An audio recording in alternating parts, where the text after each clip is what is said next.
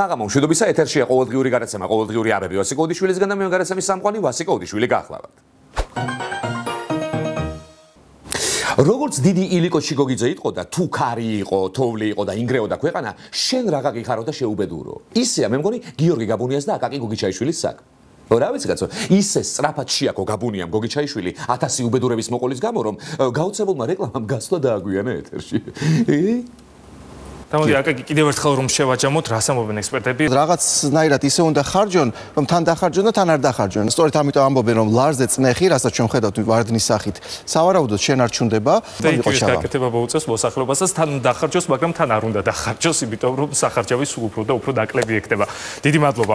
აკაკი გოგიჩაიშვილი გვერდთუა და გაგვაცნო ეკონომიკური მიმოხილვა. ამ კვირის ჩვენ დავბრუნდებით რამდენიმე წუთში რეკლამის შემდეგ. კარგი.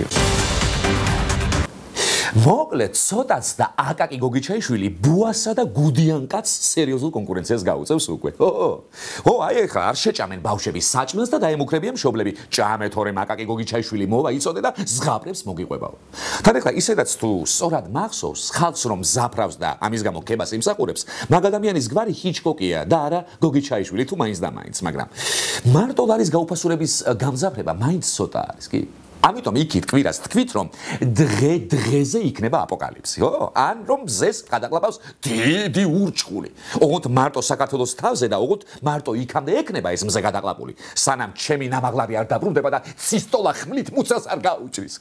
ან რა ვიცი კაცო, მოიფიქრეთ რამე ეგეთი. ხო, რაღაცების გამოგონება არ მოგიჭირდეთ თქვენ. ხო. შენ გაიგო სერგო, კარგად გავაკეთე?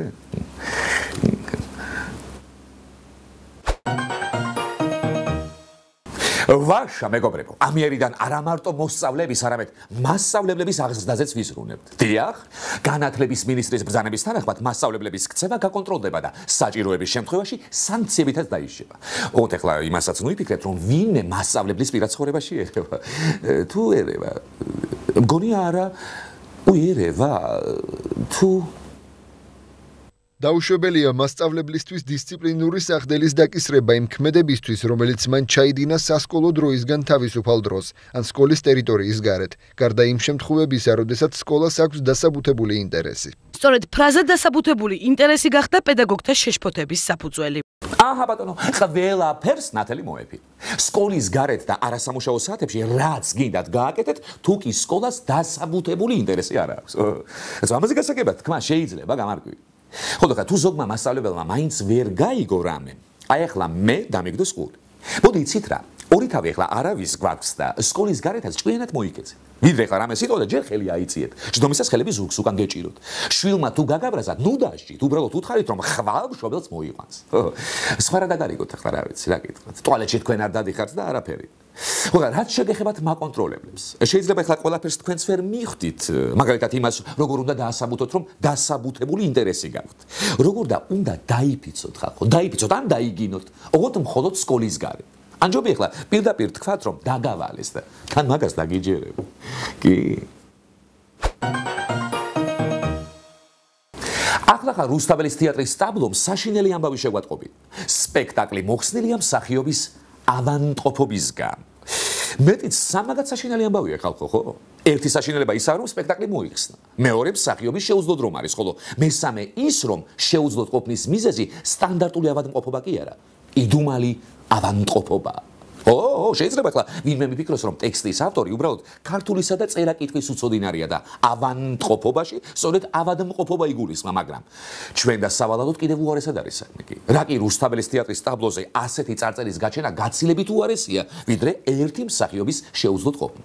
და ეს სულ ცოტა იმას ნიშნავს, რომ მარტო ერთი მსახიობი არ არის ავად, უკაცრავად ავან. თუმცა ახლა პრინციპში მეც კაი ტიპი ვარ. ერთ სიტყვას გამოვეკიდე და შეუძლოდ მყოფი მსახიობი არც კი მომიკითხავს. არა და იმ არა დააშავა კაცო. ვინც ის სრულიად გამართულად ავადმყოფობს, ხო?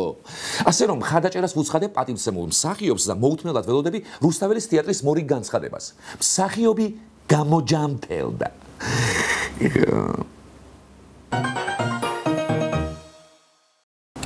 აკაკი გოგიჩაიშვილი ამბობს, ეკონომიკური მდგომარეობა გამოსწორდა, ლარი დასტაბილურდა, სამუშაო ადგილები იქნებაო და გაბუნია აჩერებს, რა სისულელებს ლაპარაკობ? აწამში ეთერში ვართო.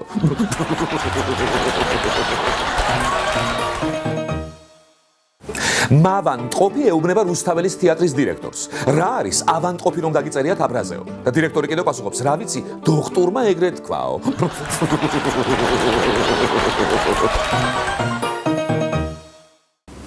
ნისია სხვისიაო, წინაპრებს ვთქვათ, მაგრამ როგორც აღმოჩნდა, ნისია სხვისი კი არა. ვანო მერაბიშვილის ყოფილა და კიდევ კეზერაშვილის. და შეიძლება ჩემი ნამაღლა არისაც. მოკლედ კაცო, კი მახსოვდა ეგენის სიხარულისგან რომ დაფრინავდნენ ხოლმე, მაგრამ ნისიათაც თუ დაფრინავდნენ, აი აღარ მეგონა.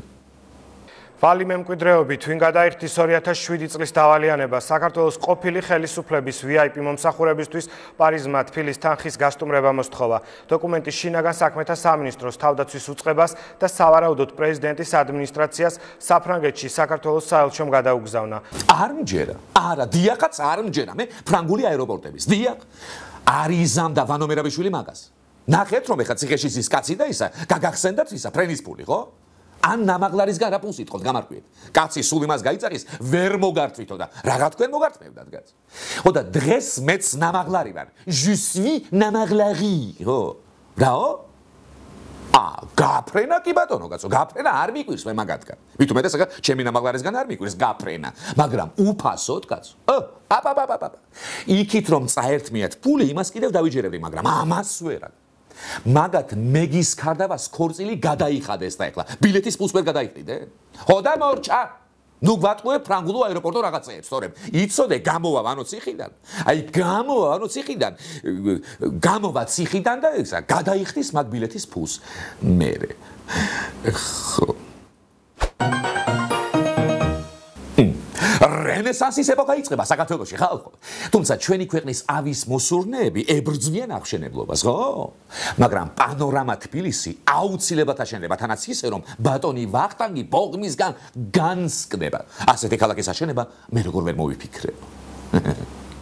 რა სიტყვით იმ პრეტენზიაზე რომ ისტორიულ ლანდშაფტს დააზიანებს ეს შენობა და საფრთხე დაემუქრება კი არა და შეიძლება საერთოდ გამოირიცხოს იმის შანსი რომ ძველი თბილისი იუნესკოს ძეგლთა დაცვის სიაში შევიდეს. აი მაგ ლოგიკით რასაც ეს ქალბატონები და ბატონები ბრძანებენ, ხო? არც საბურთალო უნდა იყოს ახლა თბილისში, არც ვაკე და ზოგადად როდესაც ბატონი ვახტანგ გორგასალი ჩვენი მეფე ნადირობდა თბილისში, მაშინ ლანდშაფტი და სარეკრეაციო ზონა იყო სულ მთელი ეს და აქ ქალაქი საერთოდ არ უნდა გაშენებულიყო რა. ყური უგდეთ ხალხო, ყური უგდეთ, მოусმინეთ ამ გენიოს ადამიანს. ახლა მისი თუ არ ჯერათ, ბატონ ვახტანგს მაინც დაუჯერეთ. რომელ ვახტანგს და გორგასალს მის დროს მთელი თბილისის ტერიტორია რეკრეაციული ზონა იყო და ასეთივე სტატუსი ჰქონდა და ეგ ხოხობები წითელ წიგნში იყო შეტანილი სხვათა შორის. მაგრამ ბატონმა მეფემ მოიწვია სხდომა და ერთ დღეში მოუხსნა რეკრეაციული ზონის სტატუსი მაგ ადგილს. შემდეგ მივიდა და სახინკლეები, რესტორნები და საშაურმეები ჩადგა. და ეგ კიდევ რა არის, კაცო? ქალბატონი თამარ მეფე ქვებზე რომ დახტუნავდა, ის ქვები იუნესკოს ძეგლთა დაცვის სიაში იყო, მაგრამ ქალბატონმა თამარ მეფემ გამოანგრია და ვარძია ააშენა. ეგრე იყო მაშინ აბსოლუტური მონარქიის დროს.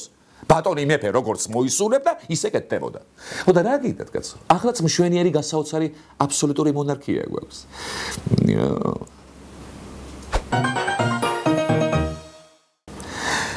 ლარმა კი არა, ყველაფერმა ფასი დაკარგა ქვეყანაში. და ეს უკვე ბიზნეს ინსაიდერმაც კი შეამჩნია, კაცო. 15 ქვეყანას შორის, სადაც ყველაზე დაბალი საარსებო მინიმუმი მოქმედებს, საქართველო მე-13 ადგილს იკავებს. კვლევას ბიზნეს ინსაიდერი აქვეყნებს. ამ ინდექსით ჩვენი ქვეყანა ინდონეზიას, ბანგლადეშს, სირიას და მაკედონიას უსწრებს. ბოლო 2 ადგილას კი ფილიპინები და მაროკო იკავებენ. გამარჯობა შენი, ესეც საყვავებული ეკონომიკა. აი რომ იზახით ეხლა ლარი უფასურდება და ფული არ გვაქვს. აგე თუ არ გვაქვს. ისეთ წარჩინებულ ქვეყნებს ვიტოვებთ უკან, როგორიც არის ბანგლადეში, ნეპალი, სირია. აბა, კიდევ კარგი კაცო არის, ბიზნეს ინსაიდერმა დაწერა, თორემ წარმოდგენაც კი არ გქონდა, რომ ქვეყანაში დაბალი საარსებო მინიმუმი გქონდა. არა, ისე პრინციპში რა გინდათ? ჩვენი მთავრობა ყველაფერს აკეთებს იმისთვის, რომ საარსებო მინიმუმი გაიზარდოს. აი პირველი ნაბიჯი უკვე გადაიდგა. ლარი უფასურდება, პროდუქტი ძვირდება და საარსებო მინიმუმიც რა თქმა უნდა აიწევს. ოღონდ შენ ისა თქვია, ეგ საარსებო მინიმუმი საიდან გაუნა ვიშოვოთ.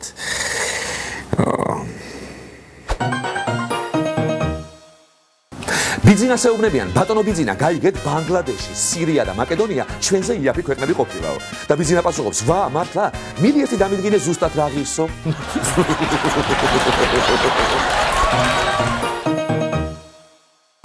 ნუგზარ მალაღურაძე ამბობს, ახლა რომ ატეხეთ სარეკრეაციო ზონებზე ამბავი. მაშინ რატომ არაფერს ამბობდით ბატონი ვახტანგ გორგასალი რომ ნადირობდა და ამხანაგი ხოხობი და პატივცემული მიმინო წყალში რომ ჩაიხარჯნენო.